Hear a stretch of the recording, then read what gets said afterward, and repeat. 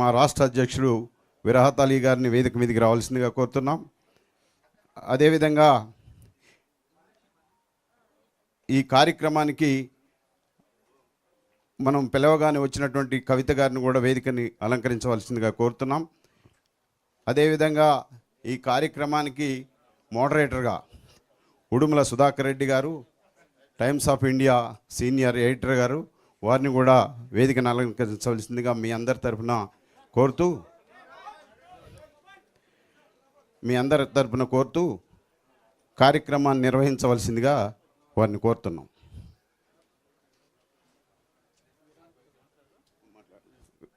ముందుగా విరాహత్ గారు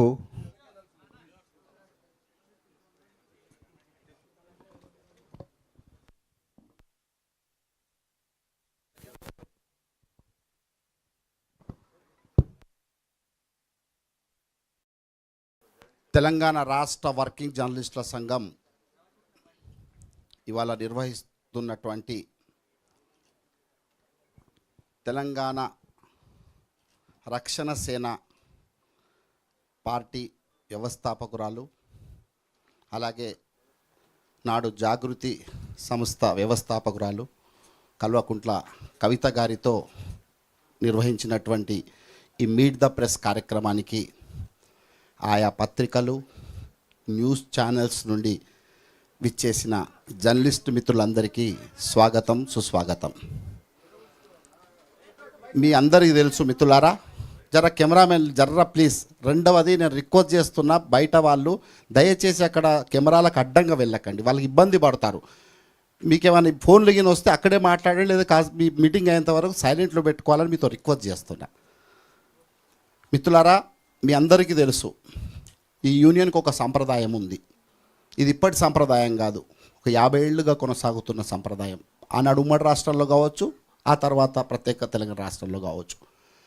ఏంటంటే ఒక రాజకీయ పార్టీ ఈ రాష్ట్రాల్లో వ్యవస్థాపించబడినప్పుడు, అట్లాగే ఎన్నికల సమయంలో ఆయా పార్టీల వైఖరిలను స్పష్టం చేసేందుకు, అట్లాగే ఈ రాష్ట్రాల్లో ఏమైనా ఒక చర్చనీయాంశమైనటువంటి అంశం ఉన్నప్పుడు వారిని పిలిపించడం, వారితో మాట్లాడించడం, ముఖాముఖి జర్నలిస్టులతో ముఖాముఖి పెట్టడం అనేది మన యూనియన్ ఒక సాంప్రదాయంగా కొనసాగిస్తుంది.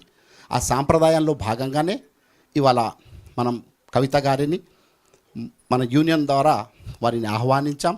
వారు వెంటనే ఈ మన ఆహ్వానాన్ని మన్నించి కార్యక్రమానికి వచ్చినందుకు వారికి నేను ప్రత్యేకంగా యూనియన్ నుండి ధన్యవాదాలు తెలుపుకుంటూ, ఈ కార్యక్రమానికి మోడరేటర్గా సీనియర్ సంపాదకులు Times of India Udumala Sudhakar Reddy గారిని కూడా మేము అడిగిన వెంటనే వారు అంగీకరించి మోడరేటర్గా ఒప్పుకున్నారు.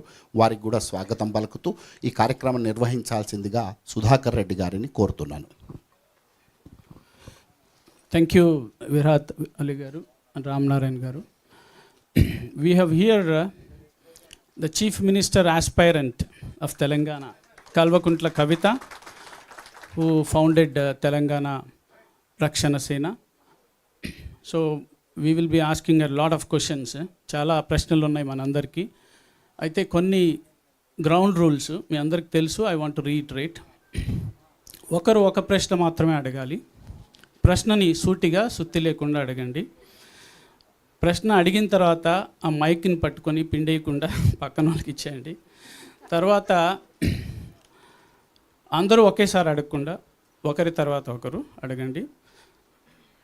స్ట్రైట్గా అంటే వ్యాఖ్య కాకుండా ప్రశ్నలాగా అడగండి. సో నేను నాతో మొదలు పెడదాం అనుకుంటున్నాను ప్రశ్నని. మీ సంస్థ పేరు, మీరు ఏంటి మీ డిజిగ్నేషను, మీ పేరు చెప్పండి. ఇప్పుడు Kavita garu, she will speak for half an hour. And what are her aspirations, her future plans and all those things.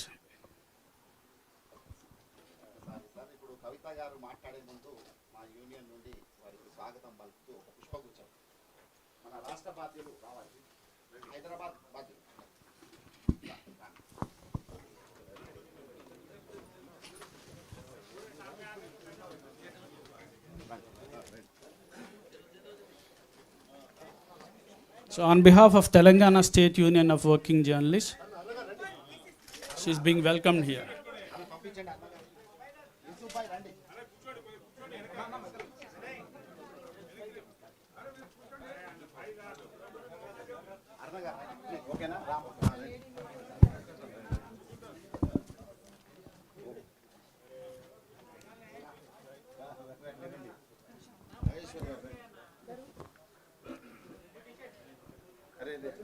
చూడండి బయటికి.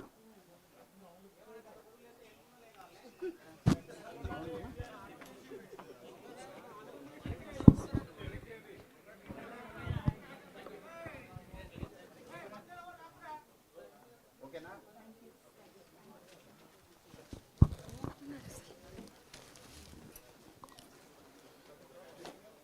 ఇది జాగృతి ఒక కీలకమైన ప్రకటన జరిగినప్పుడు, అలాగే బతుకమ్మకి ట్యాంక్ బండ్ మీద వారు మొదటి బతుకమ్మను ప్రకటించినప్పుడు ఇదే వేదిక మీద జరిగింది. సో విరాహత్ అలీ గారు చెప్తున్నారు, మిస్ కవిత తన రాజకీయ పయనంలో ప్రస్థానంలో కీలక ఘట్టాలు ఇదే వేదిక మీద జరిగాయని. So let's listen to her.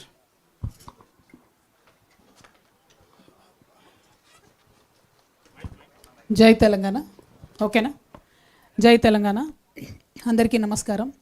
ముఖ్యంగా తెలంగాణ రాష్ట్ర వర్కింగ్ జర్నలిస్ట్ యూనియన్ తరఫున ఉన్నటువంటి సంఘ సభ్యులందరికీ హృదయపూర్వకంగా ధన్యవాదాలు. అన్న విరాహత్ అలీ గారికి, రామ్నారాయణ అన్న గారికి, వేదిక మీద ఉన్న మోడరేటర్గా వ్యవహరిస్తున్నటువంటి సుధాకర్ రెడ్డి అన్న గారికి, అదేవిధంగా ముందున్నటువంటి సీనియర్ జర్నలిస్ట్ గారు అన్న అమరన్న గారికి, అక్కడో ఇక్కడో కనపడుతున్నటువంటి మా లేడీ జర్నలిస్టులకు, మిగతా మిత్రులందరూ కూడా హృదయపూర్వకంగా నమస్కారాలు. జై తెలంగాణ. ఈరోజు తెలంగాణ రాష్ట్రంలో ఒక కొత్త రాజకీయ శక్తిగా వస్తామని చెప్పి మేము గత కొన్ని నెలలుగా చెప్తూ వచ్చినాం. దానికి అన్ని రకాలైనటువంటి సాంకేతికపరమైనటువంటి చిక్కులు దాటుకుంటూ తెలంగాణ రక్షణ సేన పేరుతోని తెలంగాణ జాగృతి సంస్థను నడిపినటువంటి మేమందరం కూడా తెలంగాణ రక్షణ సేన అనే ఒక పొలిటికల్ ప్లాట్ఫామ్తోని తెలంగాణ ప్రజల ముందుకు రావడం జరిగింది. At the same time Telangana Jagruthi as an NGO అట్లానే కొనసాగుతుంది. Telangana Rakshana Sena as a political party Telangana ప్రజలకు ఒక ప్రశ్నించే గొంతుకగా, వారి సమస్యలను ఎత్తి చూపేటటువంటి వేదికగా, అది ప్రతిపక్షాలైనా పాలకపక్షాలైనా జరుగుతున్నటువంటి వర్ధమాన కాలానికి సంబంధించినటువంటి అన్ని అంశాల మీద, గతంలో జరిగినటువంటి అన్యాయాల మీద, కోల్పోయిన అవకాశాల మీద, అన్నిటి మీద కూడా మాట్లాడుతుంది. అయితే తెలంగాణ రక్షణ సేనగా మేము ప్రధానంగా కోరుకునేది సర్వోదయ తెలంగాణ సాధించాలని మా లక్ష్యం. సర్వోదయ తెలంగాణ అంటే ఏంటి? సర్వులకు ఉదయం రావాలి, అందరి జీవితాల్లో వెలుగులు రావాలి. తెలంగాణ రాష్ట్రాన్ని సాధించాలనే ఒక ఉక్కు సంకల్పంతో బయలుదేరినటువంటి రోజు కూడా మనందరి కళలు కూడా సర్వోదయ తెలంగాణ రావాలనే ఉండే, అందరికీ వెలుగులు రావాలి, అందరం బాగుండాలనేటటువంటి ఆలోచన. మరి సర్వోదయ తెలంగాణ సాధించాలంటే తెలంగాణ రక్షణ సేన ఎట్లా సాధిస్తుంది? దానికి టూల్, దానికి ఒక మార్గం, దానికి ఏంటిది వే అంటే మేము ఒక 5 అంశాలను ప్రాధాన్యత అంశాలుగా ఎన్నుకున్నాం. పాంచజన్యం అనేటటువంటి ఒక కార్యక్రమాన్ని తీసుకున్నాం. పాంచజన్యం పేరులోనే ఒక పవర్ ఉంటుంది. అది భగవంతుడు శ్రీకృష్ణుడి యొక్క శంఖం పేరు. ఆయన ఎప్పుడైతే అధర్మం పైన యుద్ధం చేయాలనుకున్నాడో ఆ సందర్భంలో యుద్ధ బేరి మోగించడానికి వాడినటువంటి శంఖం. కాబట్టి ఇవాళ తెలంగాణ రాష్ట్రంలో ఉండేటటువంటి అనేక పరిస్థితుల మీద మేము ఒక యుద్ధ బేరి మోగించి ముందుకెళ్ళి ప్రజల పక్షాన నిలబడి ప్రజల కోసం పనిచేయాలనుకుంటున్నాం. కాబట్టి పాంచజన్యం అనేటటువంటి పేరుతోని 5 ప్రాధాన్యత అంశాలను ఎంచుకొని ఇవాళ ప్రతిపక్షంలో ఉన్నాం కాబట్టి పాలకపక్షాన్ని ఈ 5 అంశాల మీద ప్రశ్నిస్తూ ఉంటాం. రేపు మేము అధికారంలోకి వచ్చినాక ఈ 5 అంశాలే ప్రాధాన్యతగా చేసుకొని పరిపాలన కూడా చేస్తామని చెప్పడానికి సంతోషిస్తూ ఉన్నాను. మరి పాంచజన్యంలో మొట్టమొదటి అంశం విద్యగా మేము ఎంచుకోవడం జరిగింది. ఇవాళ ఒక పేద మధ్యతరగతి ఇండ్లు చూసుకున్నట్టయితే విద్యకు వైద్యానికి కలిపి 60% పైచిలకు వాళ్ళ మొత్తానికి ఇన్కమ్ అంతా కూడా వెళ్ళిపోతుంది. 60% ఇన్కమ్ ఈ రెండిటికే పోయిన తర్వాత సేవింగ్స్కి కానీ, ఒక కొత్త వ్యాపారం చేసుకోవడానికి కానీ, ఒక చిన్న అసెట్ కొనుక్కోవడానికి కానీ, ఒక నగ కొనుక్కోవడానికి కానీ, అనుకోకుండా ఏదైనా ఎమర్జెన్సీ వస్తే చేసుకోవడానికి కానీ పేద మధ్యతరగతి ఇంట్లో ఒక రూపాయి కూడా మిగిలే పరిస్థితి లేదు. కాబట్టి విద్యను సంపూర్ణంగా ఉచితంగా ఇవ్వాలని మేము తెలంగాణ రక్షణ సేన నుంచి ఒక సంకల్పం తీసుకుంటున్నాం. ప్రభుత్వంలో ఆల్రెడీ ఉచిత విద్య ఉంది, కరెక్టే. కానీ ఇవాళ మెజారిటీ పిల్లలు 75% వరకు కూడా పిల్లలు ప్రైవేట్లో చదువుతూ ఉన్నారు. మేము తెలంగాణ రక్షణ సేన నుంచి అనేక మంది నిపుణులతో సంప్రదించిన తర్వాత ప్రైవేట్ స్కూళ్ళలో చదివేటటువంటి వాళ్ళకు, ప్రైవేట్ కాలేజ్లో చదివేటటువంటి వాళ్ళకు, ప్రొఫెషనల్ కోర్సెస్లో ఉన్నటువంటి వాళ్ళకు కూడా విద్యను ఉచితంగా ఇవ్వాలనేటటువంటి ఒక సంకల్పంతోనే మేము ముందుకు రావడం జరుగుతుంది. ఇవాళ నేను ఇది మాట్లాడుతున్నటువంటి సందర్భంలో ఒక పిల్లగాడు 3వ తరగతిలో ఉంటే మేము అధికారంలోకి వచ్చేటప్పటికి ఆ పిల్లగాడు 5వ తరగతికో 6వ తరగతికో వస్తాడు. ఎన్నికలు 6 నెలలు అటు ఇటు అవుతాయి అంటున్నారు కాబట్టి. అంటే మీ పిల్లగాడు 5వ తరగతి నుంచి డిగ్రీ దాకా చదువుకున్నా, ఇంజనీరింగ్ చేసినా, ఏం చేసినా ప్రభుత్వమే ఆ ఖర్చు భరించి ఉచితంగా విద్యనివ్వాలనేటటువంటిది మా సంకల్పం. దానికి సంబంధించి లెక్కలేసినాం. ఎన్ని పాఠశాలలు ఉన్నాయి, ఏ గ్రేడ్లో ఎన్ని పాఠశాలలు ఉన్నాయి, ఏ ఏ తరగతుల్లో ఎవరెవరు చదువుతూ ఉన్నారు, ఇటువంటి లెక్కలు అనేకం వేసిన తర్వాతనే చాలా స్పష్టంగా చాలా నిర్దిష్టమైనటువంటి ప్రణాళికలు సిద్ధం చేసుకున్ననే నేను ఈ అనౌన్స్మెంట్ చేస్తూ ఉన్నా. మీరందరూ గత 20 సంవత్సరాల నుంచి నన్ను చూసిండ్రు. 27 ఏళ్ల వయసులో నేను ఉద్యమానికి వస్తే ఇప్పుడు నాకు 47 దాటి 48కి వచ్చిన. ఈ 20 ఏళ్లలో చెప్పిన మాట మీద నేను నిలబడే ఉన్న తప్పితే ఎప్పుడు వెనక్కి పోలే. ఎన్ని కష్టాలు వచ్చినా, ఎన్ని నష్టాలు వచ్చినా చెప్పిన మాట మీద, పట్టిన తువ్వ మీద విడవకుండా నేను నిలబడి ఉన్నటువంటి వ్యక్తిని. కాబట్టి నేను ముఖ్యంగా మా అక్క చెల్లెలకు, తెలంగాణ వ్యాప్తంగా ఉన్న అక్క చెల్లెలకు మాటిస్తున్నా, ఉచిత విద్య ప్రైవేట్ స్కూల్లో చదువుకున్నా సరే, మీ పిల్లగాడు డాక్టర్ చదువుకున్నా సరే, ఇంజనీర్ చదువుకున్నా సరే, రాకెట్ సైంటిస్ట్ అయినా సరే, వారిని చదివించే బాధ్యత తెలంగాణ ప్రభుత్వం తీసుకుంటుంది. తెలంగాణ రక్షణ సేన అది సాధించి తీరుతుంది. మీ జేబులకెళ్ళి ఒక్క రూపాయి ఖర్చు లేకుండా చేసి నేను చూపిస్తాను. రెండవది వైద్యం. ఇవాళ ఆరోగ్యశ్రీలో 10 లక్షల వరకు ఇస్తూ ఉన్నారు వైద్యానికి సంబంధించి. అంతకుముందు వైఎస్ రాజశేఖర రెడ్డి గారు ఈ పథకం పెట్టినప్పుడు 2 లక్షల రూపాయలు ఇస్తామంటే అసలు సాధ్యమవుతుందా, ఎట్లా ఇస్తారు అని మాట్లాడారు. ఆ 2 లక్షలు పోయి మరి ఇవాళ 10 లక్షల వరకు ఇస్తుంటే ఎట్లా సాధ్యమవుతుందని అడుగుతలేరు. కానీ ఇంకొంచెం మనసు పెట్టి ఆలోచన చేస్తే ఇవాళ క్యాన్సర్ జ్వరం వచ్చినట్టు వస్తుంది, కానీ క్యాన్సర్ క్రోసిన్ వేసుకుంటే పోదు మరి. కాబట్టి క్యాన్సర్కి కావాల్సినటువంటి ట్రీట్మెంట్ ఏదైతే ఉంటుందో 10 lakhs, 15 lakhs, 20 lakhs, 25 lakhs ఎంత బాధగా ఉంటుందండి. కండ్ల ముంగట ఇంటి మనిషి చనిపోతుంటే ఆ వైద్యానికి డబ్బులు ఇవ్వలేనటువంటి వాళ్ళు చాలామంది ఉన్నారు. నిన్నగాక మొన్న గద్వాల్లో ఒక ఎగ్జాంపుల్ చూసినాం. గవర్నమెంట్ హాస్పిటల్కి తల్లిని తీసుకపోతే మా దగ్గర లేదయ్యా ఇంతకన్నా వైద్యం, దయచేసి మీరు తీసుకుపోండి అంటే ఓన్లీ 3 lakhs rupees అవుతుంది.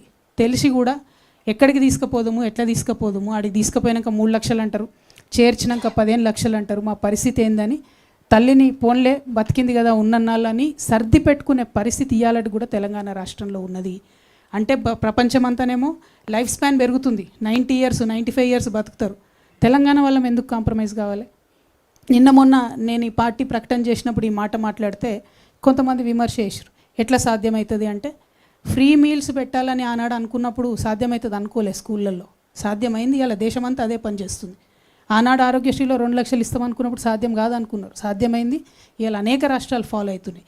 ఖచ్చితంగా ఉచిత వైద్యం ఎన్ని లక్షలు ఖర్చు అయినా సరే తెలంగాణ బిడ్డల ప్రాణాలు కాపాడుకోవడానికి ఖచ్చితంగా మా ప్రభుత్వం వస్తుంది. దాంట్లో ఏ కార్పొరేట్ హాస్పిటల్లో తెలంగాణ వ్యాప్తంగా ఉన్న వైద్యం చేయించుకున్నా, ఎంత పెద్ద రోగమైనా, ఎంత ఖర్చు అయినా మీ జేబులకి వెళ్ళి రూపాయి పడకుండా తెలంగాణ రక్షణ సేన ప్రభుత్వం ఖచ్చితంగా సాధించి తీరుతుంది. ఈ 2 మా పాంచజన్యంలో మొదటి అంశాలు. మూడవది వ్యవసాయం, చాలా ప్రాధాన్యమైనటువంటి అంశం. మా జెండాలో ఉన్న గ్రీన్ రంగు కూడా మా రైతన్నుల కోసమే, పర్యావరణం కోసమే. రైతన్నలు లేకపోతే ఎవరికి కూడా 2 బుక్కలు అన్నం తినే పరిస్థితి ఉండదు. కాబట్టి మీకు చేతులెత్తి మొక్కుతూ మీ యొక్క సంక్షేమం కోసం, సంక్షేమంతో పాటు మీ యొక్క గౌరవం కోసం, ఆత్మగౌరవం కోసం నేను ఒక ఆడబిడ్డగా తెలంగాణ రక్షణ సేన నుంచి అన్ని రకాల ఏర్పాట్లు చేయడం జరుగుతుంది. ప్రత్యేకించి ప్రభుత్వంలో మీరు ఏ కార్యాలయానికి పోయినా, ఎక్కడికి పోయినా మీకు పిలిచి పీట వేసి కూర్చోబెట్టి గౌరవించి మీ సమస్య తీర్చి పంపాలి. ఇవాళ ఏం జరుగుతుంది? 25 రోజుల నుంచి కళ్ళాల కాడ వడ్లు పోసుకొని, కళ్ళాల కాడ మక్కలు పోసుకొని 45 degrees ఎండల ఎదురు చూస్తూ ఉన్నారు. ఏ టీవీ ఛానల్ తిప్పి చూసినా కళ్ళాల కాడ ఉన్న రైతుల సమస్యలే కనబడుతున్నాయి. ఎందుకు మరి? ఎందుకు ప్రొక్యూర్ చేయలేకపోతున్నాం? ఎందుకు ప్రొక్యూర్ మీరు చెప్పిందే కదా, ప్రభుత్వాలు ప్రొక్యూర్ చేస్తామని చెప్పిందే కదా. లేదంటే రైతు సంగతి ఏదో రైతు చూసుకుంటాడు. అక్కడ కేంద్ర ప్రభుత్వం ఏమో ఎంఎస్పి పెంచదు, ఇక్కడ రాష్ట్ర ప్రభుత్వం ఏమో కొనుగోలు కేంద్రాలను తెరవదు. కొనుగోలు కేంద్రాలు తెరవమని 25 రోజుల నుంచి ధర్నాలు దీక్షలు చేసే పరిస్థితి రాష్ట్రంలో ఉన్నది.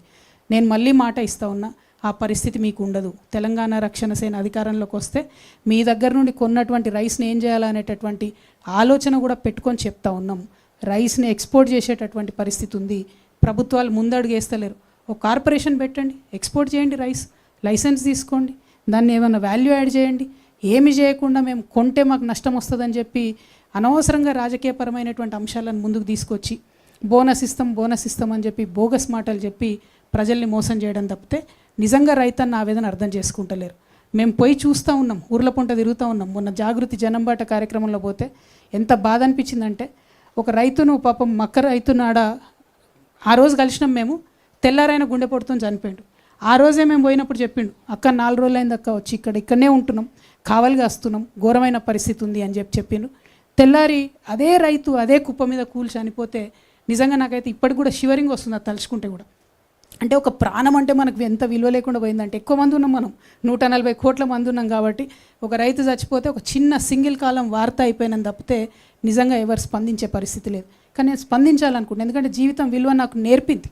జీవితంలో నేను పడ్డ కష్టాలు, ఒక మనిషి జీవితం ఎంత విలువైనది అన్నది నాకు నేర్పింది. కాబట్టి ఒక సంకల్పంతో, ఒక సీరియస్ కమిట్మెంట్తో నేను వచ్చిన మా రైతన్నలకు నేను మాట ఇస్తూ ఉన్నా, మీకు గౌరవం దక్కాల్సిందే. దానికోసం అన్ని ఏర్పాట్లు మా ప్రభుత్వంలో చేస్తాం. అదేవిధంగా మీ సంక్షేమానికి సంబంధించి కొనుగోలు కేంద్రాలు కావచ్చు, మీకు రావాల్సినటువంటి ఎరువులు టైంకి రావడం కావచ్చు, ప్రతి ఒక్క అంశంలో కూడా మీతో పాటు కలిసి నడుస్తామని చెప్పి నేను మాట ఇస్తూ ఉన్నాను. అదేవిధంగా 4వ ప్రాధాన్యత అంశం మా పాంచజన్యంలో ఉపాధి తీసుకున్నాం. నిజంగా ఉపాధి అంటే పెద్ద జోక్ అయిపోయింది. ప్రతి ఒక్కరు ఉద్యోగాలు ఇస్తామని చెప్పడం, ఆ ఉద్యోగాలను ఎగ్గొట్టడం తప్పితే నిజంగా కూడా యూత్ ఏం కోరుకుంటున్నారని ఆలోచిస్తలేరు. ఇవాళ ప్రపంచవ్యాప్తంగా millionaires at the age of 18, 19, 17 ఎందుకంటే అక్కడ ప్రభుత్వాలు వాళ్ళ యువతీ యువకులు ఇచ్చేటటువంటి ఐడియాస్ని నమ్మి ఫైనాన్స్ చేస్తున్నారు, ఫండ్ చేస్తున్నారు. That is what we're going to do. In terms of providing loans to youth, I am going to create 3 categories. 18 to 25, Gen Z. Whatever idea you get, you are with the global phenomena. You are not with us. You are much forward thinking than us. We are going to support any ideas from the age of 18 to 25 in a separate category, because your businesses will be very forward thinking, in sync with the global phenomena. We will respect that. We will trust you. I want to trust my Gen Z. Anybody from the age of 25 to 45, మా యంగ్స్టర్స్ని, యువతీ యువకుల్ని, ముఖ్యంగా మహిళల్ని encourage చేస్తూ ఉన్నాను నేను. Please think, మనం business men కావాలి, మనం 100 మందికి జాబ్లు ఇవ్వాలి. మనం ఏదో జాబ్ చేద్దామని కదా, 100 మందికి జాబ్లు ఇవ్వాలి. ఉన్న ఏ ఐడియా అయినా తీసుకొని ముందుకు రండి. ఖచ్చితంగా దానికి సహకరించడానికి 2 లక్షల నుంచి 20 కోట్ల రూపాయల వరకు బ్యాంకులతో సంబంధం లేకుండా నా యువతను నమ్మి, మా యువతీ యువకుల్ని నమ్మి, మా జెన్జీ వారియర్స్ని నమ్మి నేను ఇన్వెస్ట్ చేయాలనుకుంటున్నాను. ఎందుకంటే ఒక్క గూగుల్ వస్తే చాలు మనకి ఇళ్ళకెళ్ళి.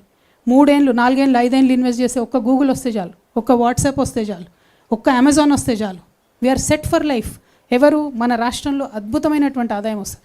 ఇవాళ రాష్ట్రంలో కార్పొరేట్స్ మొత్తం కలిపితే మనకు 10,000 కోట్ల ఇన్కమ్ వస్తుందండి. మన ఇన్కమ్ ఏదైతే వస్తుందో, రెవెన్యూ జనరేట్ అవుతుందో, total corporates, total industries in Telangana today gives us only 10,000 crores of income.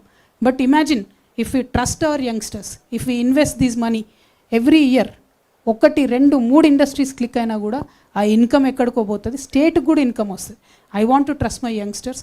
ఉపాధిలో మొదటిది మేము ఇచ్చేటటువంటి రుణాలు 2 లక్షల నుంచి 20 కోట్ల వరకు, 18 సంవత్సరాల నుంచి 45 సంవత్సరాల వయసు ఉన్నటువంటి వారికి ఇచ్చేటటువంటిది. ఆ తర్వాత ఉద్యోగాలకు సంబంధించి ప్రభుత్వంలో ఉద్యోగాలు చేసుకుంటామని అనుకునేటటువంటి వాళ్ళకు మేము లెక్కలేసినాం. నేను విద్యలో చెప్పిన నా విధానం ఏంటిది? ప్రతి ఊరికి ఒక బడి ఉండాలి, ప్రతి తరగతికి ఒక టీచర్ ఉండాలని. మొన్న నేను 4 లక్షల ఉద్యోగాలకు నోటిఫికేషన్ ఇస్తా అంటే చాలామంది నన్ను అడిగారు, ఎట్లా ఇస్తారు, ఏం అవకాశం ఉంది? ఇవాళ ఎస్సీ బ్యాక్లాగ్స్ అండి, మీకు చెప్తా ఉన్నా, 40,000 ఉన్నాయి ఎస్సీలలో నింపాల్సినటువంటి ఖాళీలు, ఈ ప్రభుత్వం నింపకుండా వదిలేసినటువంటి ఖాళీలు. ఎస్టీ బ్యాక్లాగ్స్ ఉన్నాయి. అదేవిధంగా అనేకమైనటువంటి ఫిజికలీ హ్యాండిక్యాప్డ్కి సంబంధించినటువంటి రిజర్వేషన్ బ్యాక్లాగ్స్ ఉన్నాయి. ఇవన్నీ ఒక పక్కనైతే, మేము అనుకున్న విధానంలో ప్రభుత్వ పాఠశాలలు నడపాలంటే, గుడిని ఎంత పవిత్రంగా చూస్తామో బడిని అంత పవిత్రంగా చూడాలంటే మాకు టీచర్లే 2 లక్షల మంది కావాలి. ఒకటేసారి నోటిఫికేషన్ ఇస్తాం. మాకు ఉర్దూ టీచర్లు కావాలి, తెలుగు టీచర్లు కావాలి, ఇంకా అనేక డిపార్ట్మెంట్స్ ఉన్నాయి. My strong belief is that government departments have to be స్ట్రెంథెండ్. అట్లా స్ట్రెంథెన్ చేసుకోవాలి గవర్నమెంట్ డిపార్ట్మెంట్స్ అంటే. చాలామంది ఎంప్లాయీస్ కావాల్సి వస్తారు, కొత్త సెక్షన్స్ యాడ్ చేయాల్సి ఉంటుంది. మేము చాలా బలంగా విశ్వసించేటటువంటిది ఆర్టిఫిషియల్ ఇంటెలిజెన్స్ వచ్చి ఏదైతే జాబ్స్ తీసేస్తూ ఉందో ఖచ్చితంగా దానికి ఫార్వర్డ్ థింకింగ్ పాలసీ ఉండాలి. మన గవర్నమెంట్ డిపార్ట్మెంట్, ఐటీ డిపార్ట్మెంట్ ఆ దిశగా ఆలోచన చేయాలి. ఆ సెక్టర్లో కూడా అనేక మంది ఉద్యోగులను తీసుకుంటాం.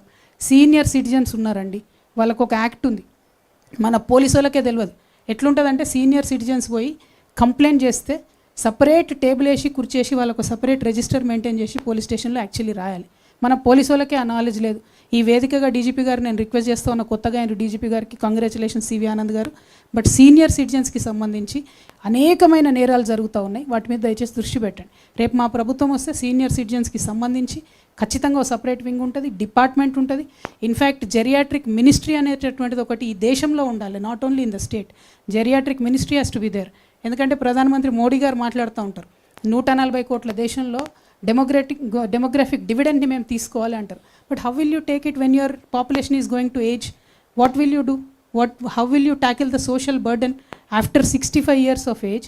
When people retire, how will you tackle that social burden? ఖచ్చితంగా ఒక సీనియర్ సిటిజన్స్కి సపరేట్ మినిస్ట్రీ ఉండాల్సిందే, దానికి ఒక డిపార్ట్మెంట్ ఉండాల్సిందే, ప్రోగ్రామ్ ఉండాల్సిందే. పెన్షన్ ఇచ్చి చేతులు దులుపుకుంటామంటే సరిపోదు. ఎంత ఘోరమైన పరిస్థితి అంటే ఒక ఐఏఎస్ లేకపోతే ఒక ప్రిన్సిపల్ సెక్రటరీ స్థాయిలో రిటైర్ అయినటువంటి వ్యక్తి కూడా 65 ఏళ్ళు దాటి బ్యాంకుకు పోతే లోన్ ఇవ్వరు. ఎందుకంటే మీరు ఓల్డ్ అయిపోయారు, మీకు మేము లోన్ ఇవ్వము. మీరు ప్రాపర్టీ పెట్టినా కూడా లోన్ ఇయ్యరు. ఎంత ఘోరమైన అవమానం అంటే అది. ఇవాళ రేపు ఉన్న హెల్త్లో 65 ఏళ్ళకి ఎవరైనా ముసలోళ్ళు అవుతారా? అప్ టు 85-90 years హెల్తీగా ఉంటున్నారు, మంచి బ్రెయిన్ ఉంటుంది, థింకింగ్ పవర్ ఉంటుంది. We will support our senior citizens. We will have a separate department. We will work with you. We will take your experience in various departments and make sure that you are hale, healthy and very, very, very much useful to the society. That respect shall be prevailed. Second, ఉపాధిలో ఉద్యోగాలకు సంబంధించి ఖచ్చితంగా 4 లక్షలు మేము notification ఒకటేసారి వేస్తాం. దానికి తగ్గ ప్రణాళికలు ఉన్నాయి కాబట్టే చాలా బలంగా ఆలోచించే నిర్ణయం తీసుకొని మేము చెప్పడం జరుగుతూ ఉంది. ఇక 5వది అత్యంత ముఖ్యమైనటువంటిది సామాజిక న్యాయం. మరి ఈ మొత్తం మిగతా 4 అంశాల్లో పాంచజన్యంలో కూడా ఎక్కడైనా నేను మాత్రం మా ఆడబిడ్డలకు భరోసా ఇస్తున్నా. First priority to women always. అది విద్య కావచ్చు, వైద్యం కావచ్చు, ఉపాధి కావచ్చు, ఫస్ట్ ప్రయారిటీ టు ఉమెనే ఉంటుంది. సెకండ్ థాటే లేదు దాంట్లో. సామాజిక న్యాయానికి వచ్చేటప్పటికి మన ఎస్సీ మిత్రులు ఉన్నారు, ఎస్టీ మిత్రులు ఉన్నారు, బీసీలు ఉన్నారు, మైనారిటీస్ ఉన్నారు. సామాజిక న్యాయం అంటే అగ్రవర్ణాల్లో ఉన్న పేదలకు జరగాల్సిన న్యాయం కూడా సామాజిక న్యాయంలో భాగంగానే వస్తుంది. వికలాంగులకు జరగాల్సిన న్యాయం కూడా సామాజిక న్యాయంలో భాగమే వస్తుంది. ట్రాన్స్జెండర్స్ని టేక్ కేర్ చేయడం కూడా సామాజిక న్యాయంలో భాగమే వస్తుంది. లొంగిపోయినటువంటి మావోయిస్టులను టేక్ కేర్ చేయడం కూడా సామాజిక న్యాయంలోకే వస్తుంది.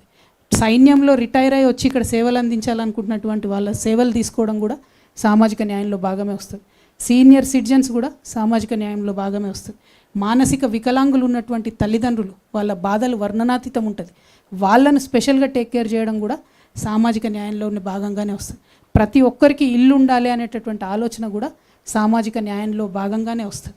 సో సామాజిక న్యాయ తెలంగాణ సాధించాలని మేము అంటా ఉన్నామంటే apart from SC, ST, BC, minority, all the vulnerable sections of the society will be taken care with special care, with a motherly touch.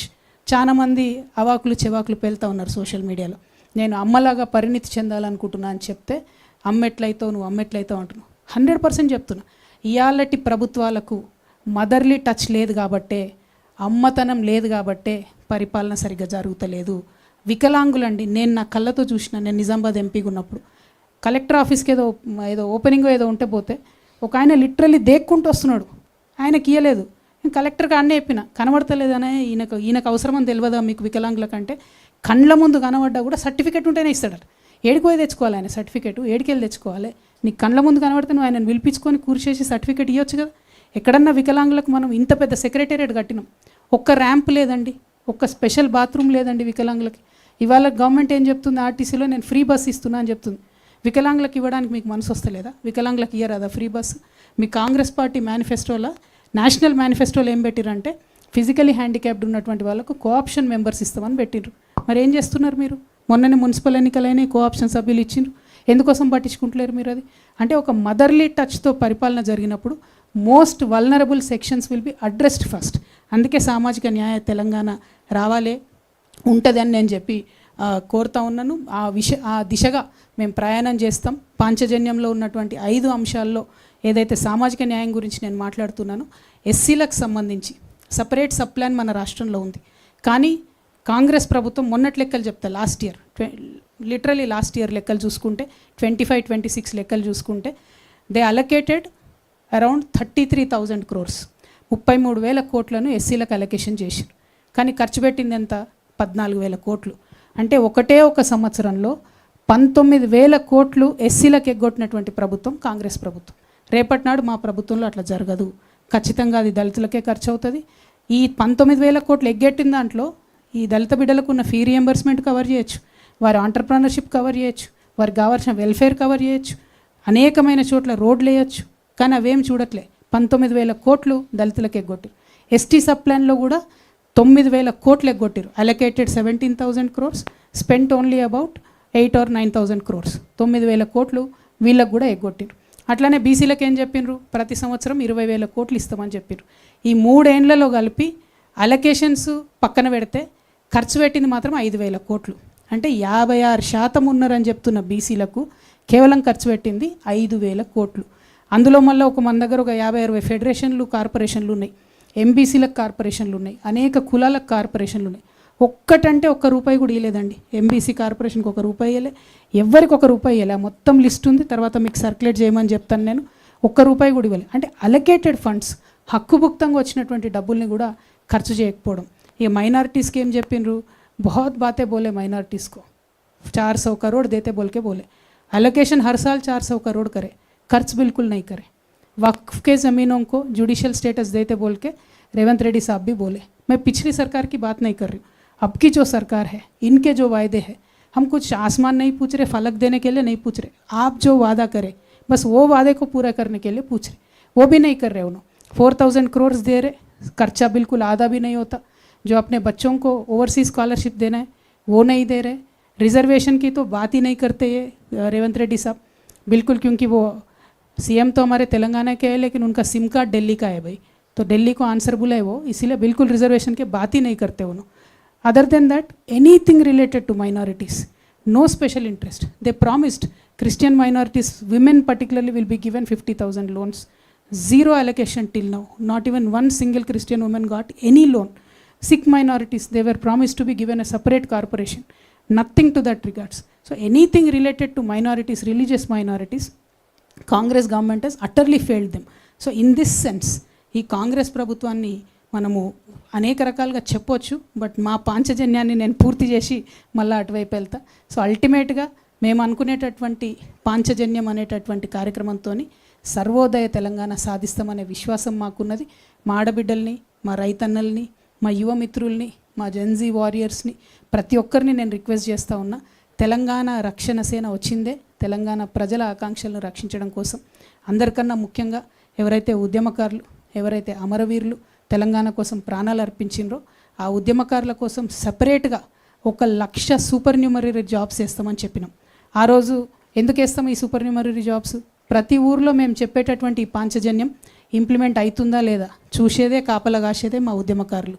ఖచ్చితంగా ప్రతి ఊర్లో, ప్రతి మండల స్థాయిలో, ప్రతి జిల్లాలో మా ఉద్యమకారులు ఎవరైతే ఉంటారో వాళ్ళు ఈ పాంచజన్యం ఎట్లా ఇంప్లిమెంట్ అవుతుందో మా ప్రభుత్వంలో వాళ్ళే చూస్తారు, వాళ్ళే మానిటర్ చేస్తారు, వాళ్ళే చెప్తారు. కాబట్టి 1,00,000 సూపర్ న్యూమరీ జాబ్స్ ఉద్యమకారుల కోసం క్రియేట్ చేస్తాం. ఇంకొక మాట ఖచ్చితంగా మనందరం గుర్తు తెచ్చుకోవాలి. తెలంగాణ అభివృద్ధిలో బలైపోయినటువంటి భూ నిర్వాసితులు ఎవరైతే ఇండ్లు కోల్పోయినారో, ఎవరైతే భూములు కోల్పోయినారో వాళ్ళ గురించి ఎవ్వరు మాట్లాడతలేరు. ఇప్పటికే 60,000 పైచిలకు మంది ఉన్నారు. కోల్పోయినటువంటి వాళ్ళు కంటిన్యూస్గా ఏదో ఒక చోట లిటిగేషన్ అయ్యి తప్ప వాళ్ళకి ఎవరికి కూడా ప్రశాంతంగా చెక్ వచ్చింది లేదు, ఇంకొక రకంగా రిలీఫ్ వచ్చింది లేదు.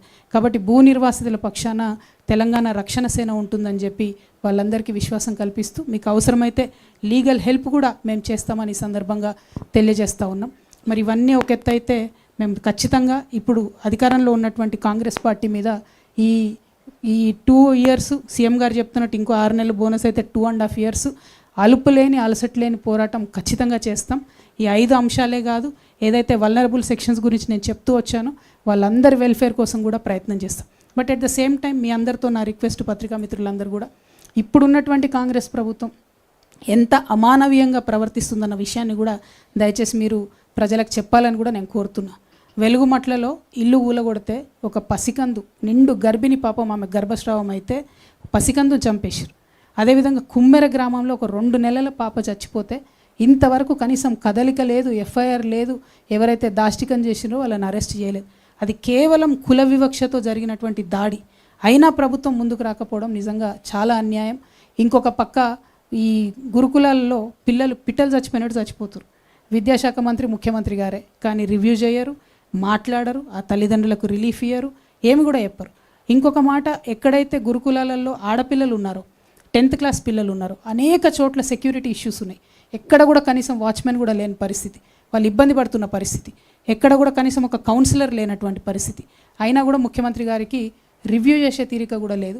మేము ఆ పేరెంట్స్ గ్రూప్స్ అన్నిటితో కూడా మాట్లాడుతూ ఉన్నాం. గురుకులాల్లో ఉన్నటువంటి పేరెంట్స్ వాళ్ళు చెప్పే కష్టాలు వింటుంటైతే ఎందుకు వేసినాం రా నాయనా ఈ స్కూళ్ళల్లో అనే పరిస్థితి ఉంది. కానీ ఏం చేయలేం, పేదరికం ఉంది, ఇంకో దగ్గర ఫీజులు కట్టలేని పరిస్థితి ఉంది. కాబట్టి పిల్లల్ని చదివించాలి, కాబట్టి అట్లా చదువుతున్న పరిస్థితి ఉన్నది. అదేవిధంగా యువకులకు ఏం చెప్పిండ్రు, నిరుద్యోగ యువకులకు జాబ్ క్యాలెండర్ వేస్తామన్నారు. ఇంతవరకు కాంగ్రెస్ పార్టీ కనీసం దాని దిక్కు కూడా తిరిగి చూస్తున్న పరిస్థితి లేదు. నిరుద్యోగ యువకులకు ఆనాడు పెద్ద పెద్ద మాటలు మాట్లాడినారు రేవంత్ రెడ్డి గారు. ఆ ప్రభుత్వం వేయలేకపోయింది అన్నారు. మరి మీరు ఎక్కడ వేసిండ్రు? మీరు వేయక ఒక గ్రూప్ 1 వేస్తే అందులో కంప్లీట్గా అవినీతితో సంబంధించినటువంటి ఆరోపణలు ఉంటే బుల్డోజ్ చేసి మీరు ముందుకెళ్తురు తప్పితే తెలంగాణ యువకులకు మీరు జవాబు చెప్తలేరు. మీరు ఇప్పుడు తప్పించుకోవచ్చు, ఎన్నికలలో మాత్రం తప్పించుకోరు. ఖచ్చితంగా తెలంగాణ యువకులు ఎవరైతే మిమ్మల్ని బస్సు యాత్రలు చేసి, రథయాత్రలు చేసి సీఎంని చేసిండ్రో వాళ్ళే మళ్ళా బస్సు యాత్రలు చేసి, పాదయాత్రలు చేసి మిమ్మల్ని గద్దె నుండి కూడా దింపుతారని చెప్పి రేవంత్ రెడ్డి గారికి మేము హెచ్చరిక చేస్తూ ఉన్నాం. మీరు తెలంగాణ యువతులతోని ఆడుకోవద్దు. అనేకమైన జీవోలు ఉన్నాయి, మొత్తం నోటిఫికేషన్స్కి అగేన్స్ట్గా పనిచేసేటి, వాటిని ముఖ్యమంత్రి గారు పట్టించుకుంటలేరు. అట్లనే పర్యావరణం మీద ఎటువంటి శ్రద్ధ కూడా లేదు. ఫార్మా సిటీ భూములన్నింటినీ కూడా వాపసిస్తామని చెప్పిండ్రు, కానీ ఇప్పుడు దాని చుట్టూ ఫ్యూచర్ సిటీ అని అంటున్నారు. ఫ్యూచర్ సిటీ అంటున్నారు కరెక్టే, మరి అంతకుముందు ఉన్న Quli Qutub Shah urban development authority ఏడవైంది అంటే తెలియదు. ఎక్కడ కంప్లీట్గా హైదరాబాద్ హెరిటేజ్కి సంబంధించి, ముస్లిం ఐడెంటిటీకి సంబంధించి, మన పాత హిస్టరీకి సంబంధించి ఉన్న ఏ ఒక్క పేరు కూడా ఇప్పుడు మీరు కొత్తగా ఏర్పాటు చేసిన 5 కమిషనరేట్లో లేదు. అంటే మీకు అసలు ఆ గౌరవమే లేదు, మీకు ఆ ఫీలింగే లేదు. ఎందుకు చేస్తలేరు? అది ఫ్యూచర్ సిటీ అయింది అంటే ఎప్పటికీ ఫ్యూచర్లో వస్తూనే ఉంటుంది అన్నట్టు సిటీ, అది ఫ్యూచర్లెస్ సిటీ అని చాలా స్పష్టంగా అర్థమవుతుంది తప్పితే కేవలం రియల్ ఎస్టేట్ వ్యాపారం తప్పితే అక్కడ జరుగుతున్నది ఇంకోటి లేదు. అదేవిధంగా పోలీస్ బ్రూటాలిటీ రోజు రోజుకి పెరిగిపోతుంది రేవంత్ రెడ్డి గారి గవర్నమెంట్లో. కర్ల రాజేష్ అనే యువకుడిని జైల్లో కొట్టి చంపినరు. షాద్నగర్లో ఒక ఆడబిడ్డని అనవసరంగా, అన్యాయంగా, దారుణంగా వివస్త్రం చేసి కొట్టి చంపినటువంటి విషయం మీ అందరికీ తెలిసిందే. ఇంకొక మాట, మహిళల మీద అత్యాచారాలు రేవంత్ రెడ్డి గారు వచ్చినప్పటి నుంచి రాకెట్ పెరిగినట్టుగా పెరిగిపోతూ ఉన్నాయి. Today's numbers you can all check in NCRB.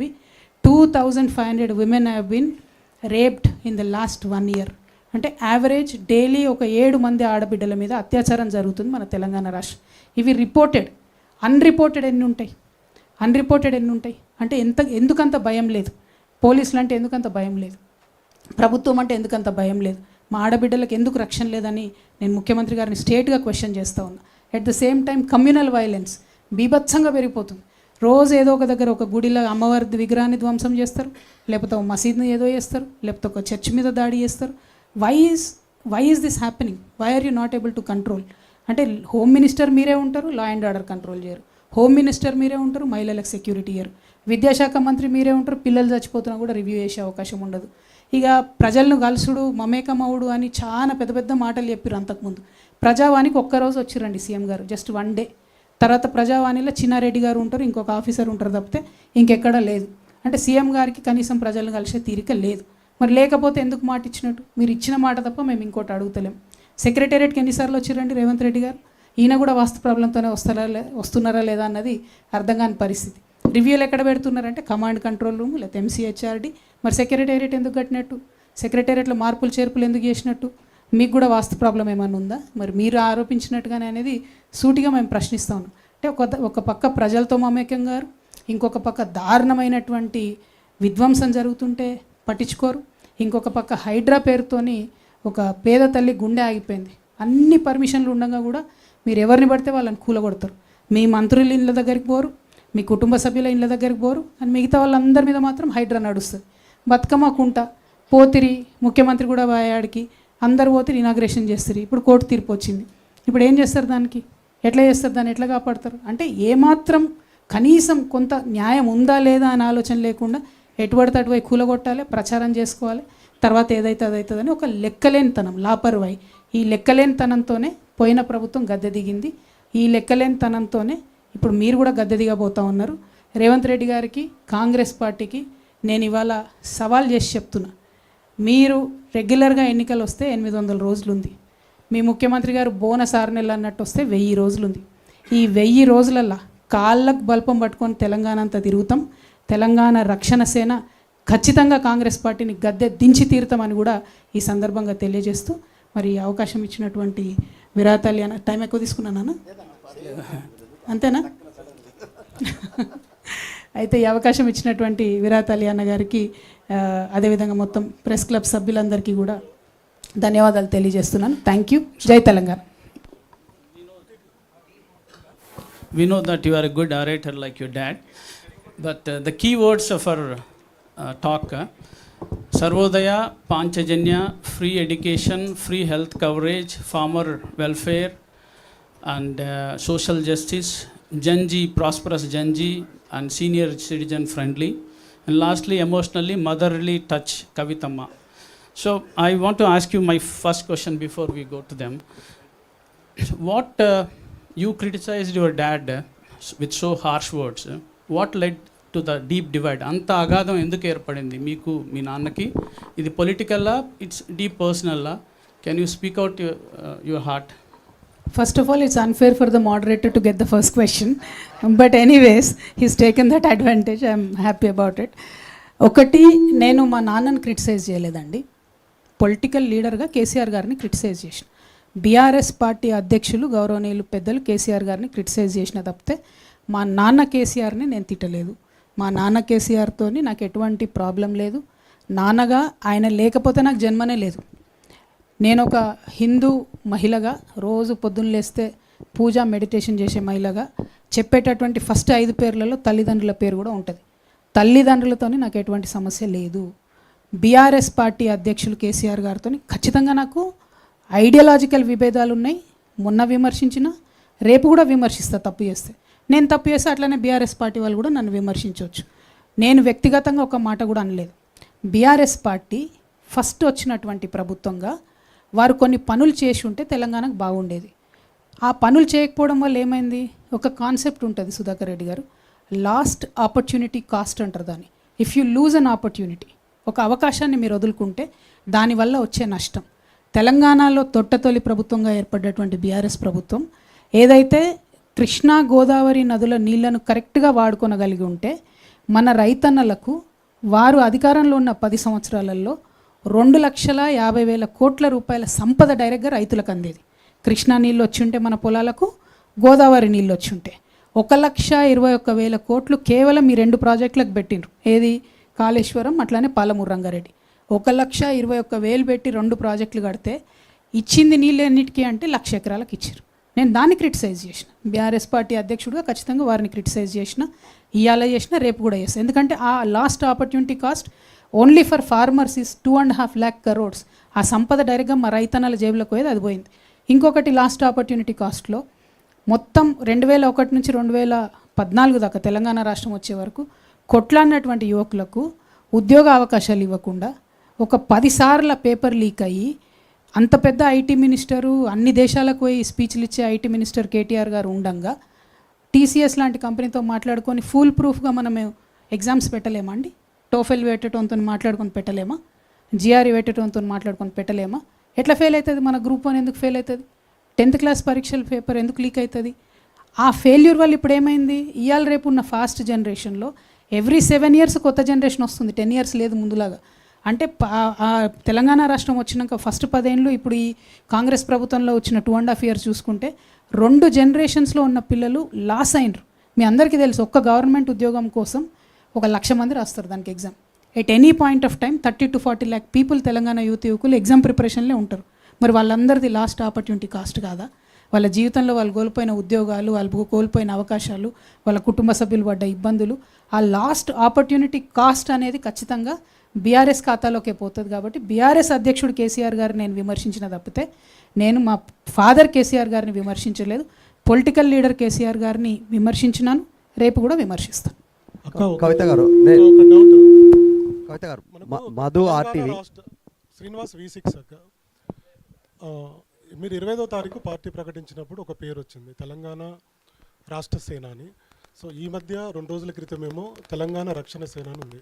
So కొంత కన్ఫ్యూజన్ ఉంది, ప్రజలకు ఒక క్లారిటీ ఇవ్వండి, ఎందుకు ఆ పేరు ముందుగా మీరు ప్రకటించాల్సి వచ్చింది? తెలంగాణ రక్షణ సేన అన్నది ఎన్నికల కమిషను మాకు ఇచ్చినటువంటి పేరు. ఆ లాయర్ గారితో మాట్లాడి వారి పర్మిషన్తోనే మేము కండువాలు కానీ పేర్లు కానీ అఫీషియల్గా వాడుకుంటా ఉన్నాం. అయితే అంతకన్నా ముందు అనేక కుట్రలు జరిగినాయి. మేము అప్లై చేసిన పేర్లు కానీ ఇంకోటి కానీ రానియొద్దు అని అనేక కుట్రలు జరిగినాయి. కాబట్టి చాలా వ్యూహాత్మకంగా మేము అనేకమైన టాక్టిక్స్ పాల్గొంటూ వచ్చినాం, అనేకమైన టాక్టిక్స్ని చేసుకుంటూ వచ్చినాం. అట్లా రావడం ద్వారానే ఫైనల్గా మా అప్లికేషన్, మేము తెలంగాణ ప్రజా జాగృతితో పెట్టుకున్న అప్లికేషన్ ఏదైతుందో అది మంచిగా ముందుకెళ్ళడం జరిగింది. లేకపోతే అక్కడ కూడా అనేకమైన కుట్రలు జరిగినాయని తెలిసింది కాబట్టి లాంచ్ రోజు ఆ టైం ముహూర్తం సెంటిమెంట్ కాబట్టి నేను ఆ టైంకి అనౌన్స్ చేసిన. పేరు మాత్రం వ్యూహాత్మకంగానే రకరకాలుగా చెప్తూ వచ్చినాం. బట్ అల్టిమేట్గా ఎన్నికల సంఘం నుండి మాకు వచ్చిన పేరు తెలంగాణ రక్షణ సేన. అంటే టీఆర్ఎస్ అనేది నిజంగా నాకే రాసి పెట్టున్నట్టుంది బ్రదర్. అది నేను 3rd చాయిస్ పెట్టిన, ఫస్ట్ చాయిస్ పెట్టలేదు, 2nd చాయిస్ పెట్టలేదు. 5 పేర్లు అడితే అందులో టీఆర్ఎస్ అనే పేరు వాళ్ళు వెతికి మరీ రక్షణ సేన ఇచ్చిండ్రు. కాబట్టి ఐఎమ్ హ్యాపీ, దేవుడు దయ ఉంది, దైవ నిర్ణయంగా నేను భావిస్తూ ఉన్నా. కాబట్టి తెలంగాణ రక్షణ సేన పేరుతోనే ప్రజల మధ్యలోకి వెళ్తాం, వారి ప్రేమను పొందగలుగుతామని కూడా నేను భావిస్తాను. కవిత గారు, మధు అండి ఇక్కడ మరి మధు ఆర్టీవీ నుంచి. మీరు పార్టీ అనౌన్స్మెంట్ చేసినప్పటి నుంచి కొంత విమర్శలు బయట నుంచి అన్ని పార్టీల నుంచి చేస్తూ ఉన్నారు. డైరెక్ట్గా రాష్ట్ర ముఖ్యమంత్రి రేవంత్ రెడ్డి స్టేట్మెంట్ చేసిరు, ఉన్న పార్టీకే దిక్కు లేదు, కొత్త పార్టీ వచ్చి ఏం చేస్తుంది, వాళ్ళ ఇంటి పంచాయతీ మాకు రుద్దొద్దు అనేటువంటి స్టేట్మెంటు. ధర్మపురి అరవింద్ ఏమో మొన్నటిదాకా పిట్టల ద్వారా, ఇప్పుడు పిట్టల ద్వారా సానని. కోమటిరెడ్డి బ్రదర్స్ ఒక పెద్ద జోక్, కవిత పార్టీ పెట్టడం, 6 ఏళ్ళు నేను ఎమ్మెల్యే అయితే నేనే కాలేదు ముఖ్యమంత్రి, ఆమె ఎట్లయితుంది, తండ్రికి విలువనివని ఆమె తల్లి ఎట్లయితుంది అనేటువంటి స్టేట్మెంట్ చేశారు కోమటిరెడ్డి బ్రదర్స్. ముగ్గురు తిట్టమంటావా అని ఒకటేసారి అంటే ఇప్పుడు పాయింట్ ఏంటంటే భారతీయ జనతా పార్టీకి వాస్తవానికి తెలంగాణలో స్పేస్ లేదండి. వాళ్ళు సామాజిక న్యాయానికి బద్ధ వ్యతిరేకులు, బద్ధ విరోధులు. 12 ఏళ్ళు వాళ్ళ ప్రభుత్వం నుండి ₹1 తీసుకురాలి తెలంగాణకు. ఎవరైతే విమర్శ చేసిన అరవింద్ మా కర్మగాలి, మా నిజామాబాద్ ఎంపీ, ఆయనకి నేను మళ్ళీ చెప్తున్నా, మీరు బుద్ధి తెచ్చుకోండి బ్రదర్, కొంచెం ఇప్పటికన్నా ₹2 పట్టుకురండి, మన రాష్ట్రానికి తీసుకురండి. మీ ప్రధానమంత్రి గారు పోయినసారి ఎన్నికలలో పాలమూరుకు వచ్చి పాలమూరు రంగారెడ్డికి నేను ప్రత్యేక హోదా, నేషనల్ స్టేటస్ ఇస్తా అని చెప్పి అది పట్టుకరండి జరా. ఇప్పుడు 10వ తారీఖు మోడీ గారు వస్తున్నట్టున్నారు కదా, మరి తీసుకొని వస్తారా పాలమూరు రంగారెడ్డి, లేకపోతే 2-3 లక్షల కోట్లు మూట తీసుకొని వస్తారా? అట్లా తీసుకురండి. నన్ను తిడితే ఏమొస్తుంది బీజేపీ వాళ్ళకు చెప్పు. నేను చేసేది నా పని నేను చేసుకుంటూనే పోతా, తెలంగాణ ప్రజల దగ్గర నేను పోతా, ప్రజలు ఏది చేస్తే అది అల్టిమేట్గా అవుతుంది. ఇక కాంగ్రెస్ పార్టీలో వాళ్ళు జోక్ అనుకున్నా ఏమనుకున్నా ఇట్లా మస్తు అనుకుంటారు. ఒక ప్రయత్నం మొదలుపెట్టినప్పుడు చాలామంది డెమోక్రటిక్ సిస్టంలో కాన్స్టిట్యూషన్ని గౌరవించే వాళ్ళు చిన్న పార్టీ పెద్ద పార్టీ అని కాదు, పార్టీ ఉండడమే పవర్, ఒక పొలిటికల్ పార్టీగా ఉండడమే పవర్. అది పవర్లోకి వస్తుందా రాదా, ప్రతిపక్షంగా ఉంటుందా సెకండరీ. పార్టీ నడిపేటోళ్ళ సిన్సియారిటీని బట్టి ఆ పవర్ ఏందో తెలుస్తుంది మీకు. ఆ పవర్ ఏందో ఖచ్చితంగా ఇవ్వాలి. నన్ను జోక్ అన్న వాళ్ళకు కాలమే సమాధానం చెప్తుంది. పర్సనల్గా ఒక్కొక్కరికి నేను సమాధానం చెప్పాల్సిన అవసరం లేదు. కానీ బీజేపీ వాళ్ళకి మాత్రం నేను చెప్పేది ఏంటంటే 10వ తారీఖు మీ ప్రధానమంత్రి గారు వస్తున్నారు కాబట్టి కొంచెం నిధులు మోసుకురమ్మని చెప్పండి, కొంచెం పాలమూరు రంగారెడ్డికి స్టేటస్ ఇవ్వమని చెప్పండి, బీసీ బిల్లు పెండింగ్ ఉంది దాన్ని తీసుకురమ్మని చెప్పండి. మహిళా బిల్లును అక్కడ తెలిసి ఫెయిల్ అవుతుందని తెలిసి మహిళా బిల్లు ఇంట్రడ్యూస్ చేసిన బీజేపీని మాత్రం ఈ దేశ మహిళలు క్షమించరు, తెలంగాణ మహిళలు అసలుకే క్షమించరు. కాబట్టి ఆ మహిళా బిల్లును జర క్లారిటీ తీసుకొని రండి తప్పితే నా మీద విమర్శ చేస్తే ఏమొస్తుంది. రాహుల్ జీ జీ బోలి. అక్క నేను కరుణాకర్ 10 టీవీ అక్క కరుణాకర్ 10 టీవీ. హలో. మీరు ఇప్పుడు ప్రస్తుత పరిస్థితుల్లో అప్పు చేస్తే కానీ అభివృద్ధి సంక్షేమ కార్యక్రమాలు అమలు చేయని పరిస్థితి మన రాష్ట్ర ఆర్థిక పరిస్థితి. అటువంటి సమయంలో మీరు ప్రకటించిన పాంచజన్యంలో ప్రధానంగా 2 ఉచిత వైద్యం, ఉచిత విద్య. అంటే మీరు ప్రైవేటు స్కూళ్ళకు, ఇన్స్టిట్యూషన్స్కి ఫీజులు ప్రభుత్వం కడుతుందా, ప్రైవేట్ హాస్పిటల్స్కి ప్రభుత్వమే ఫీజులు చెల్లిస్తుందా, ఎట్లా మీరు దాన్ని కొంచెం వివరించాలి. 100%. ఇప్పుడు చూడండి బ్రదర్, మీరు అన్నారు అప్పులు తెస్తేనే తెలియదని. ఇప్పుడు as on today this year Telangana expected revenue GST నుంచి ఒక 60,000 కోట్లు వస్తుంది బ్రదర్, ఎక్సైజ్ నుంచి ఒక 50,000 కోట్లు వస్తుంది, పెట్రోల్ అమ్మకాలతో ఒక 19,000 కోట్లు వస్తుంది, ఈ ఇండస్ట్రీస్ ఇచ్చే ట్యాక్స్తో ఒక 10,000 కోట్లు వస్తుంది, నాన్ ట్యాక్స్ రెవెన్యూ ఒక 35,000 crores వస్తుంది. అట్లా ఇప్పుడు మైనింగ్ దీని నుంచి ఒక 8,000 కోట్లు వస్తుంది. సో ఇట్లా మళ్ళీ స్టేట్ డెవల్యూషన్ నుంచి వచ్చే డబ్బులు అవి సపరేట్ వస్తాయి. ఇవన్నీ కూడితే మీకు దాదాపుగా 60-50 1,80,000 కోట్ల దాకా మీకు డైరెక్ట్ మన కళ్ళ ముంగటనే కనబడుతుంది. అంటే 1,83,000 కోట్లు కాకుండా ఎప్పుడు ఎవ్రీ ఇయర్ మనము డెఫిసిట్ పూరించుకోవడానికి దాదాపుగా 50,000 to 60,000 వరకు తెచ్చుకుంటూ ఉంటాం అప్పులు. అది చేయాలి కూడా, అప్పులు తెచ్చుకుంటుంటాం, రొటేషన్ అవుతూ ఉంటుంది. సో ఇందులో మనం అప్పులు కట్టేది పోగా, పెన్షన్లు కట్టేది పోగా, ఉద్యోగుల జీతాలకు ఇచ్చేది పోగా, any government will have a wiggle room of about 1 lakh rupees, 1 lakh crore rupees, 1,00,000 కోట్ల రూపాయలు ప్రతి ప్రభుత్వానికి ఉంటుంది. నేను పోయిన ఉగాదికే బడ్జెట్ ప్రవేశపెట్టాను. అందులో కూడా మేము ఏం చెప్పినాం, విద్యకు వైద్యానికి పెద్దపీట మనసుంటే వేయొచ్చు. అందుకే నేను అనేది మదర్లీ టచ్ ఉండాలి, అమ్మతనం ఉండాలని అనేది. ఎందుకంటే అత్యంత ఎక్కువగా ప్రజలు ఇలా బాధపడుతున్నది విద్యా వైద్యం. ఖచ్చితంగా ప్రైవేట్లో కూడా ఫీజులు ఎంత ఘోరంగా పెరుగుతున్నాయండి. పోనీ మీరు ఫీజులు ఇయ్యరు, ఫీజు రియంబర్స్మెంట్ ఇయ్యరు, ఒక జీవో ఇవ్వండి దమ్ముంటే. నేను కాంగ్రెస్ గవర్నమెంట్ని సవాల్ చేస్తాను, ఒక్క జీవో ఇవ్వండి, ఈ ఇయర్కి నో ఫీజు హైక్ అని ఒక్క జీవో ఇవ్వండి. ఇక్కడ మీరు కూర్చున్న జర్నలిస్టులు కూడా కడుతున్నారు కదా ఫీజులు, 25%, 30%, 40% పెంచినటువంటి స్కూళ్ళు కూడా ఉన్నాయి. ఒక్క జీవో ఇవ్వండి, అది మీరు చెప్పిన మాటనే కదా, ఫీజు నియంత్రణ చేస్తామని మీరే చెప్పిన మాట కదా. సో ఖచ్చితంగా గవర్నమెంట్లో ఉండే రిగిల్ రూమ్కి నా ప్రాధాన్యత అంశాలు, నా ప్రజలకు కావాల్సిన ప్రాధాన్యత అంశాలు విద్యా వైద్యం.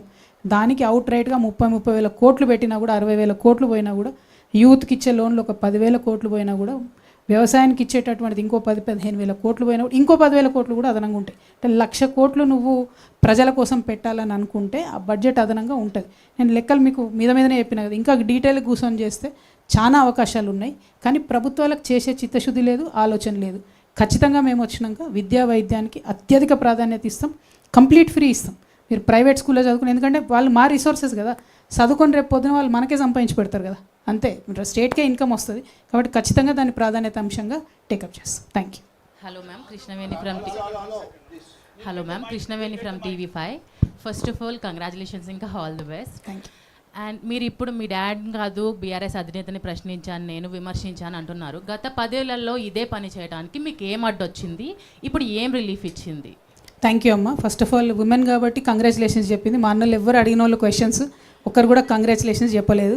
This point is very well noted. మా పట్ల జరుగుతున్న వివక్షను మేము తప్పకుండా గుర్తుపెట్టుకుంటాం. Second thing, you are very right అమ్మ. As a part of a system, ఏదైనా పార్టీలో ఉన్నా, ఒక ఆఫీస్లో ఉన్నా, ఉదాహరణకి ఇలా మీరు TV5లో పనిచేస్తున్నారమ్మా, మీ చైర్మన్ గారు తీసుకున్న నిర్ణయం మీకు ఏదైనా నచ్చదు అనుకోండి, వెళ్ళి చైర్మన్ ఛాంబర్లో చెప్తారు, సార్ ఇది బాగాలేదు సార్, కింద రెస్పాన్స్ బాగాలేదని. ఎట్ ఎనీ కాస్ట్ రెస్పాన్స్ బాగున్నా లేకపోయినా మీరు ఆ ప్రోగ్రామ్ చేయాల్సిందే అంటే చేస్తారు కదా, ఎందుకంటే ఆ పార్ట్ అండ్ పార్సల్ ఆఫ్ TV5లో మీరు ఉన్నారు కాబట్టి చేస్తారు. నేను part and parcel of KCR గారి పార్టీలో ఉన్నప్పుడు అనేక అంశాలు వోకల్గా వారికి చెప్పిన, కొన్ని అంశాలు ప్రూఫ్స్తో సహా జరుగుతున్నటువంటి అవినీతి మీద, జరుగుతున్నటువంటి అక్రమాల మీద ప్రూఫ్స్తో సహా కూడా ఇవ్వడం జరిగింది. చర్యలు తీసుకోలేదు, వారి నిర్ణయం అది, నాకు వారంత జ్ఞానం లేదు. మా బాస్గా ఉన్నటువంటి వ్యక్తి తీసుకున్న నిర్ణయానికి కట్టుబడ్డం అన్నది డెఫినెట్గా ఆ టైంలో నా డ్యూటీ, చేయాల్సిందే, చేసిన నేను నా డ్యూటీ. అందుకోసం నేను తెలంగాణ ప్రజలకు క్షమాపణ కూడా చెప్పాను. నేను ఇంకొంచెం గట్టిగా ప్రయత్నించి ఉండాల్సింది, ఇంకొంచెం గట్టిగా నా వాయిస్ రేజ్ చేసి ఉద్యమకారుల పట్ల పనిచేయాల్సింది, ఇంకొంచెం గట్టిగా నా వాయిస్ రేజ్ చేసి అమరవీరుల కోసం పనిచేయాల్సిందని ఓపెన్గా నేను అమరవీరుల స్తూపం దగ్గర క్షమాపణ చెప్పిన. ఇవాళ కూడా నేను చెప్తున్నా, నేను చెప్పే ఈ పాంచజన్యం కావచ్చు, నేను చెప్పేటటువంటి ఉద్యమకారులది, అమరవీరులది, భూ నిర్వాసితుల పట్ల నేను కమిట్మెంట్తో లేకపోతే, నేను చెప్పే ఈ వల్నరబుల్ సెక్షన్స్ దగ్గర కమిట్మెంట్తో లేకపోతే, పక్కకే అసెంబ్లీ ఉంది, అసెంబ్లీ ముంగట్నే అమరవీరుల స్తూపం ఉంది, అదే స్తంభానికి నన్ను గట్టేసి రాళ్లతో కొట్టమని తెలంగాణ ప్రజలందరూ నేను విజ్ఞప్తి చేస్తూ ఉన్నాను. ఎందుకోసం అంటా ఉన్నా అంటే, నేను ఒక కమిట్మెంట్తో వచ్చిన వ్యక్తిని.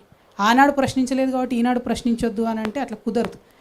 First of all, the strongest weapon in this world is not a gun, it is the ability to question. If you don't have that courage to question, there is nothing you can do. ప్రశ్నతోనే ప్రతిదీ ప్రారంభమవుతుంది. ఇవాళ నేను ప్రశ్నిస్తున్నా, ఖచ్చితంగా ఒక మార్పు వస్తుంది. వెళ్ళే డైరెక్షన్లో 100 మంది 100 అంటారు, 100%. వాటిని అన్నింటినీ I have to take it in good taste, but then I will keep forging ahead. Thank you. Rahul garu. Madam, KCR TRS launch చేసినప్పుడు ఇది ఫక్తు రాజకీయ పార్టీ కాదు అని అన్నాడు. తర్వాత he said yes we're a political party. No, మీరు జాగృతి స్టార్ట్ చేసినప్పుడు it started off as a cultural organisation. ఇప్పుడు మీరు it has escalated into a political party. No, this shows your party falls in a clear pattern within the family to develop 2 centers of power right in the bud. How do you react to this? Well, you are very wrong. I am sorry to say that, because I was suspended from BRS party without even being asked for an explanation. For any political party that is run under the Constitution of India, it is my democratic right to be at least given a show cause notice asking for whatever I have done or whatever I have commented or whatever reasons. See, there are other people right now, like Mr. XMLA, Mr. Rohit Reddy. He's in various cases. He's only been given a show cause notice. అంటే ఒక రాజ్యాంగబద్ధంగా నడిచేటటువంటి పార్టీలో ఎవరన్నా తప్పు చేసినారు అనుకుంటే suspend డైరెక్ట్గా చేయడం అన్నది కరెక్ట్ కాదు. పొలిటికల్ నోటీస్ ఇవ్వాల్సింది.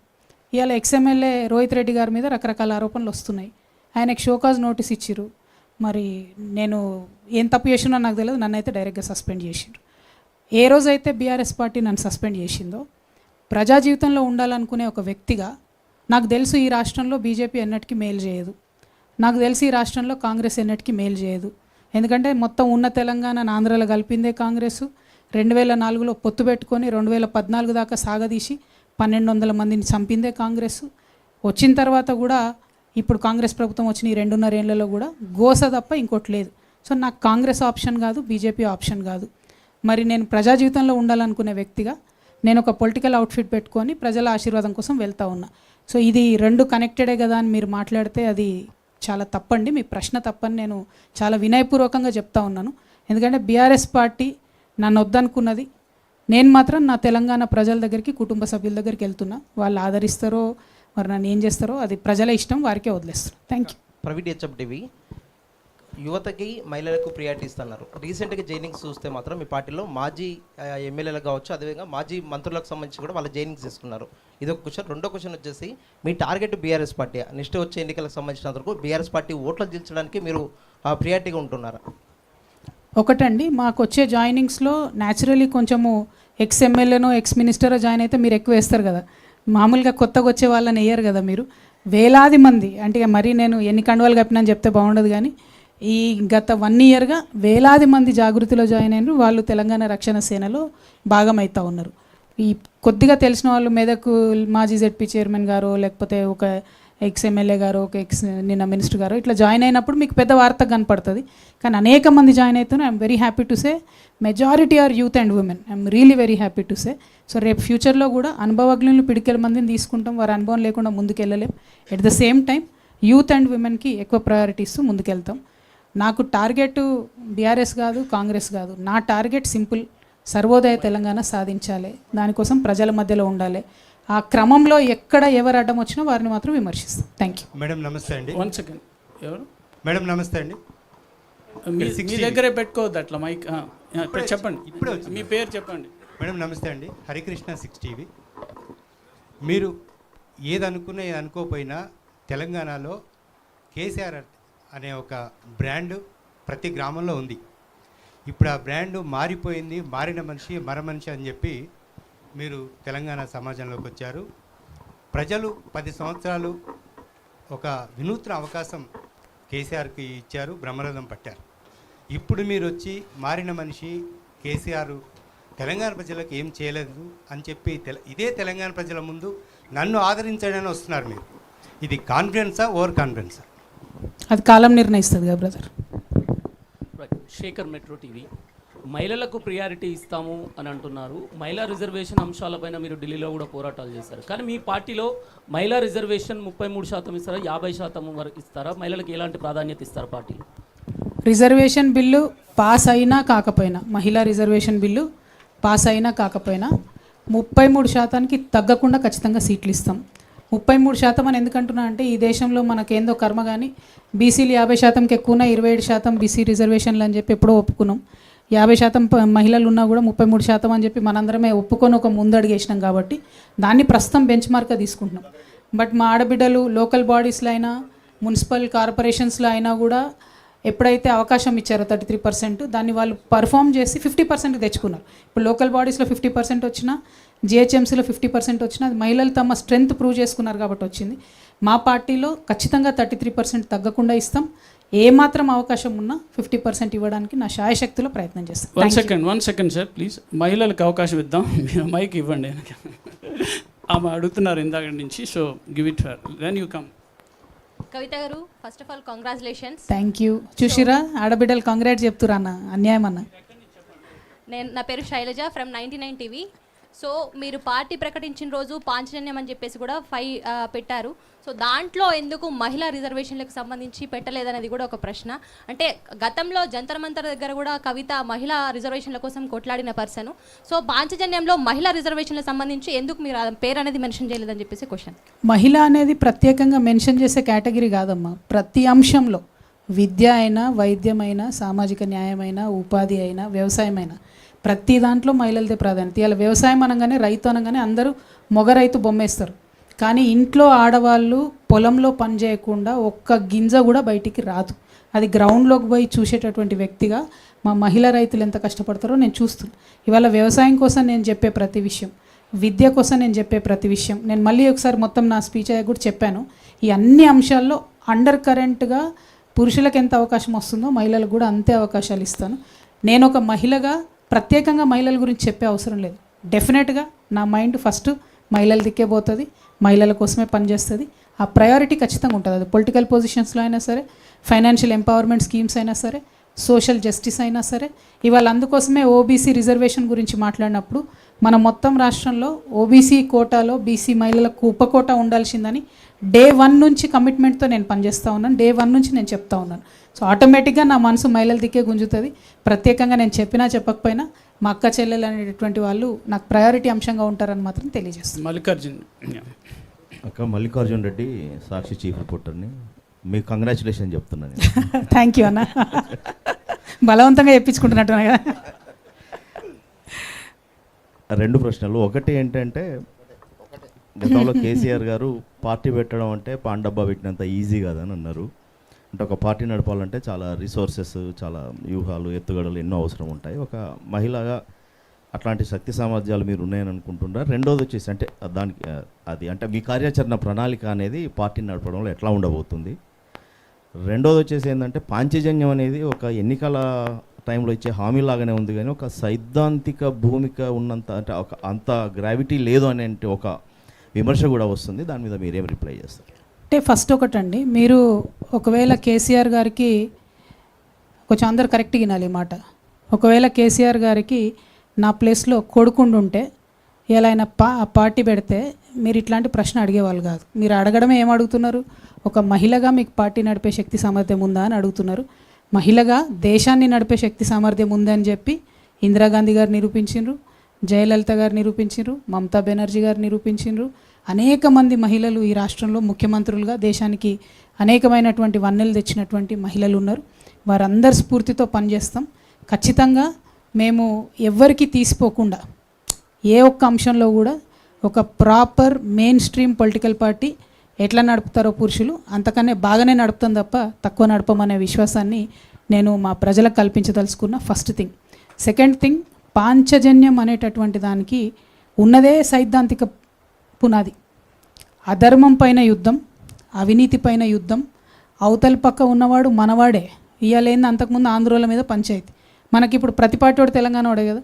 మనోళ్ళ మీదనే పంచాయతీ అయినా సరే అవినీతి మీదైనా అధర్మం మీదైనా శంఖం పూరించాల్సిందే, యుద్ధం చేయాల్సిందే. ప్రధానంగా సొసైటీలో ఒక హ్యాపీనెస్ ఎట్లా రావాలి, ప్రజలు ఇమీడియట్గా కోరుకుంటున్నది ఏంది అని అడ్రస్ చేయనటువంటి పొలిటికల్ పార్టీస్ కాలగర్భంలో కలిసిపోతుంది. ఇవాళ నేను జాగృతి జనంబాట పేరుతో కావచ్చు అనేక రకాలైనటువంటి మేధావులతో చర్చలు చేసిన తర్వాత ఏం కావాలి మన ప్రజలకని ఆలోచించినప్పుడు విద్య, వైద్యం అత్యంత ప్రాధాన్యత అంశాలుగా ప్రతి ఒక్కరు కూడా చెప్పడం జరిగింది. ఇవాళ డిస్ట్రెస్ ఎట్లా ఉంది అని అంటే సొసైటీలో హైదరాబాద్లో పేద మధ్యతరగతి వాళ్లకు విద్య, వైద్యం మీదనే ఇల్లు గుళ్ళు అయిపోయే పరిస్థితి. కాబట్టి అది ప్రభుత్వం టేక్ కేర్ చేయాలి అని చెప్పి నేను ఒక వెల్ఫేర్ స్టేట్ అనేటటువంటి కాన్సెప్ట్తో నేను మాట్లాడుతూ ఉన్నాను. అది మనని ఫైనాన్షియల్ కూడా రేపొద్దున స్టేట్ని ఎంపవర్ చేస్తుంది అనేటటువంటి బలమైన విశ్వాసంతో నేను మాట్లాడుతున్నా. అంటే ఇచ్చుకుంటూనే పోండి మీరు డబ్బులు సంపాదించడం ఉండదు స్టేట్లో అన్నది కాదు. స్టేట్లో డబ్బులు ఎట్లా సంపాదించాలి, వెల్త్ క్రియేషన్ ఎట్లా చేయాలి అనేటువంటి ఆలోచనతోనే ఉపాధిలో ఖచ్చితంగా మేము ఎంకరేజ్ చేస్తామని చెప్తా ఉన్నాం. వ్యవసాయాన్ని ఎంకరేజ్ చేస్తామని చెప్తాను. వ్యవసాయం ఇవాళ 18% ఆఫ్ అవర్ జిఎస్డిపి సంపాదించేది వ్యవసాయం. వ్యవసాయంలో స్ట్రెస్ లేకుండా చేసి కొంచెం వాల్యూ యాడ్ చేస్తే డెఫినెట్గా 25 to 30% ఇంక్రీజ్ అయ్యే పరిస్థితి ఉంది. కాబట్టి ఆ కాన్ఫిడెన్స్తోనే నేను చెప్తా ఉన్నా ఇవాళ. అదేవిధంగా సోషల్ జస్టిస్ లేనటువంటి ఎటువంటి అభివృద్ధి అయినా సరే కుంటికాల మీద నడిచినట్టే అని నేను బలంగా నమ్ముతా ఉన్నా. సో అభివృద్ధి, సామాజిక న్యాయం రెండు కూడా జోడెడ్లలాగా, అభివృద్ధి, సామాజిక న్యాయం రెండు కూడా రెండు కండ్లలాగా ముందుకు తీసుకొని తెలంగాణ రక్షణ సేన వెళ్తుందని తెలంగాణ ప్రజలకు సవినయంగా తెలియజేస్తున్నాం. నమస్తే కవిత గారు కంగ్రాచులేషన్ అండి. ఇక్కడ నుంచి Srinivas, independent journalist. Thank you అన్న. మీరు సర్వోదయ మూమెంట్ ఒకటి చారిత్రాత్మకంగా ఉన్న మూమెంట్ నడిచింది. ఆచార్య వినోబావ నడిపారు. ఆచార్య వినోబావే గాంధేయవాదం సిద్ధాంతంతో మీరు ఆ నినాదం ఎత్తుకున్నారు. అయితే దానికి ఇప్పుడు పరిస్థితికి ఏంటి, ఏమైనా అధ్యయనం చేశారా, ఏంటి సారూప్యత ఏంటి? శివరాంపల్లి కేంద్రంగా మన దగ్గరలోనే నగర శివారులో చాలా కాలం నడిచింది. ఇప్పుడు దాంట్లో భూదాన ఉద్యమం అనేది ఒక ముఖ్యమైన ఎలిమెంట్. అది ఇప్పుడు చాలా వివాదాస్పదమైన అంశం కూడా. దాన్ని ఎట్లా చూస్తారు? ప్రధానంగా ఒకటండి, మీరు అన్న సర్వోదయ, వినోబా భావే గారు, గాంధీ గారు, దానికన్నా ముందు